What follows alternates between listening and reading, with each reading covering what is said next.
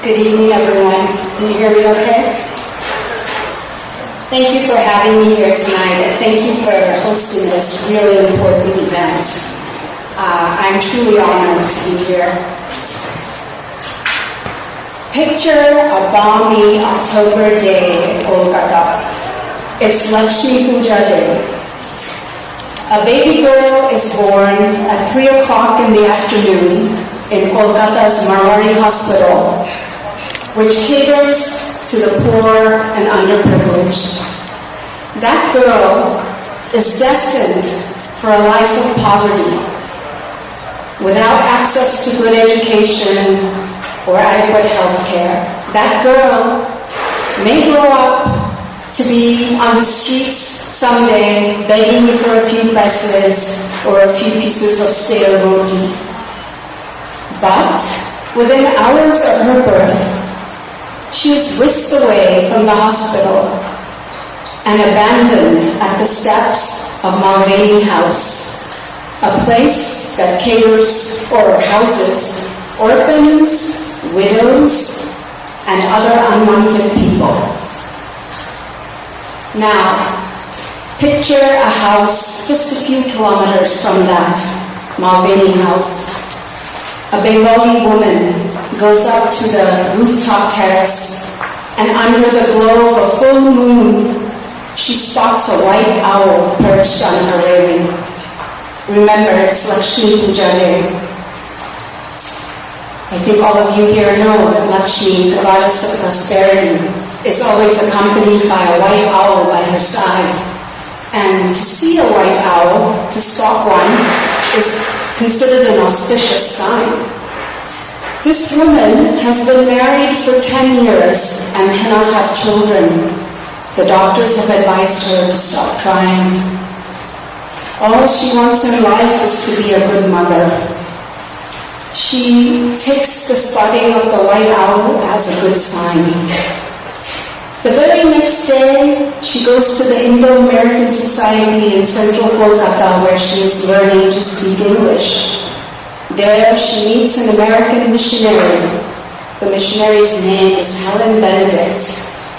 The two women converse, and in the course of the conversation, the Bengali woman says to Helen, "I cannot have children. It is my greatest sorrow in life."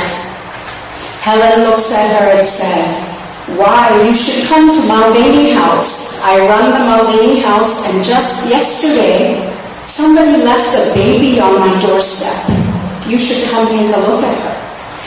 The woman goes the next day with her mother, and then again with her husband. And when the baby is 7 days old, the woman and her husband adopt her and take her home. That baby was me.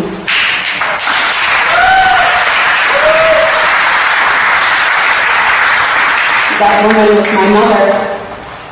And in an instant, what might have been a life of bleakness for me turned into a life filled with love and joy and all the opportunities a child could ever ask for.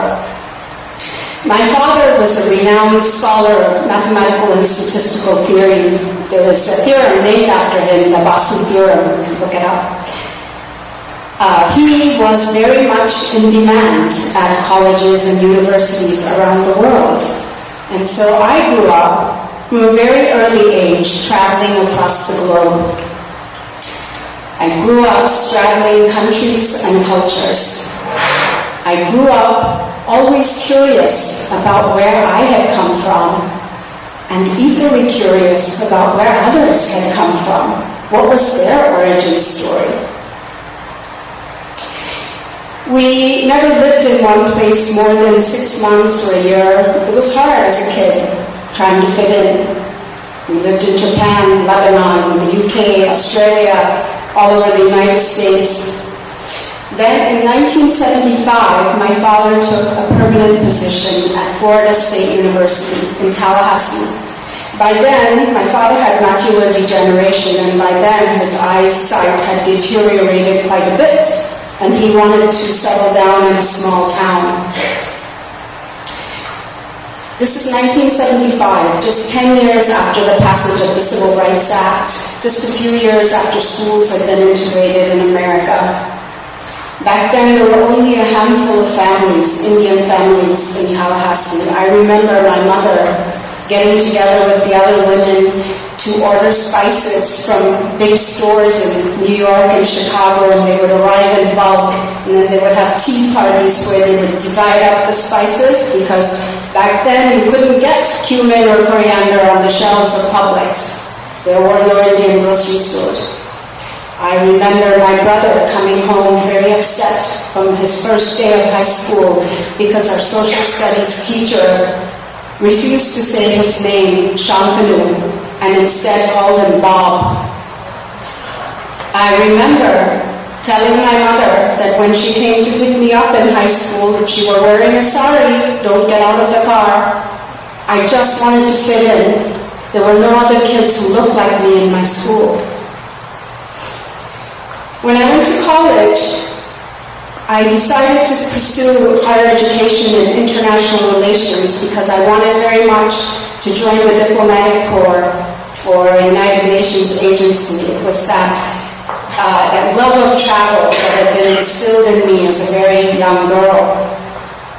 But then, on my 20th birthday, my life changed again drastically.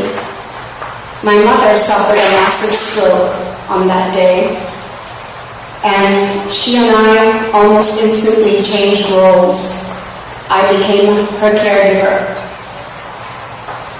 Days turned to months, weeks turned to months. I was at home watching MTV was a very new thing then. The music videos were a novel thing. I think I watched all these videos on a loop. Video killed the radio star. Somebody suggested to me, because I was staying at home so much, taking care of my mother, they suggested that I maybe take a part-time job at a small newspaper called the Florida Flambeau. This paper had once been the student newspaper that had become independent, and it was quite a feisty community paper that took that old journalism adage of comforting the afflicted and afflicting the comfortable very seriously. I walked into that newsroom and I was smitten. I barely knew what journalism was back then, but I knew I wanted to work there. One of the first big stories I ever did, and remember, I'm only 21, 22 years old at this point.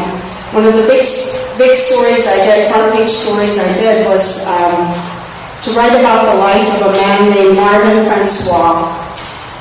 Marvin had been convicted of killing 6 people, execution style, in a drug deal gone bad in Miami. I looked through his court documents and realized that he had not received a fair trial. He hadn't had proper legal representation, and the star witness against him perjured herself on the stand. He was a proud black man who refused to talk to a white journalist because he felt that the white institutions of power had failed him. Back then, there were no black journalists in the Florida Capitol Press Corps. I was the only journalist of color. Marvin agreed to speak with me. I remember driving my little 1977 Honda Civic, no air conditioning, all the way from Tallahassee down Interstate 10 to Stark to the maximum security prison, walking through the electrified gates, through security, being led to death row, where I sat with Marvin for an hour in a 6x6 cell that was the color of Wrigley's spearmint gum. Marvin told me his life story, how he had grown up in the projects of New Orleans and Miami and fallen into a life of drugs and crime. His parents had been absent. They were both drug addicts. They were never at home. The next day, Marvin Francois was strapped into the electric chair, and it took him 22 minutes to die.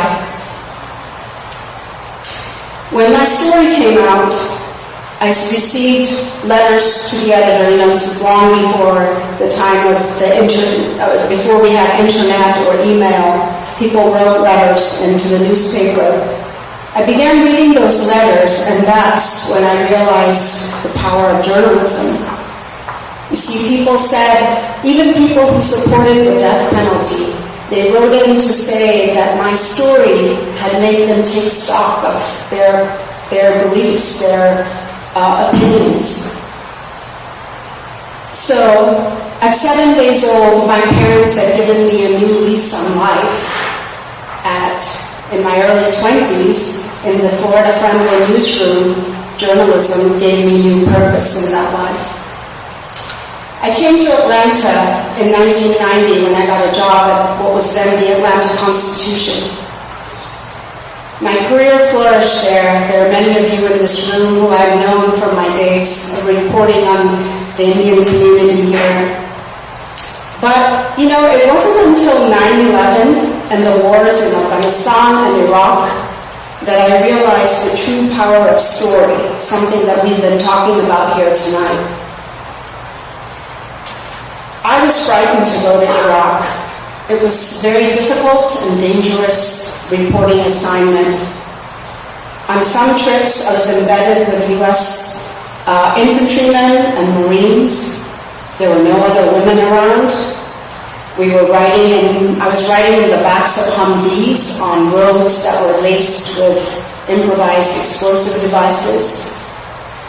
But I realized then that so many Americans, so many of my readers didn't truly understand the horrors of war. Many people looked at Iraq like a video game, you know, all the imagery we saw on CNN of the United States attacking. I had the good fortune of working with one of the best narrative editors in the industry, Jan Windham, who helped me learn how to tell stories that helped my readers in turn understand war. She helped me learn that if you narrow the lens and delve deep into one person's life, the story becomes more compelling and powerful. You know, we've been talking, Mina mentioned it, the Deputy Consul General mentioned it, the power of story. I truly believe that stories can help us understand the complexities of the world that we inhabit today. I believe now, in this very troubling time in the United States, when there's such great divisiveness and polarization, when people are spewing hate at each other on social media and other platforms, I truly believe that stories are the way that we can come together. They can break down the barriers that exist between us. You know, a recent study in the Harvard Business Review found that people only retain 5 to 10% of facts or statistics or data that they consume, but they remember 65 to 70% of a story. Our brains are geared for narrative. They're geared for hearing the kinds of stories we're hearing tonight. I think about, you know, the fact that I may have been destined to a very different life. I think about that every single day. I think about my mother and what happened to her when I was 20 years old almost every single day, because I would have never found my vocation had it not been for that tragedy in our family. You know, everyone here has a story to tell. I think it's really important for us to tell stories. For I urge all of you to tell your stories, and more importantly, to listen to the stories of others. I'm thankful that you gave me the opportunity to share a little bit of my story with you tonight. Stories truly are the way that we can move forward. Thank you.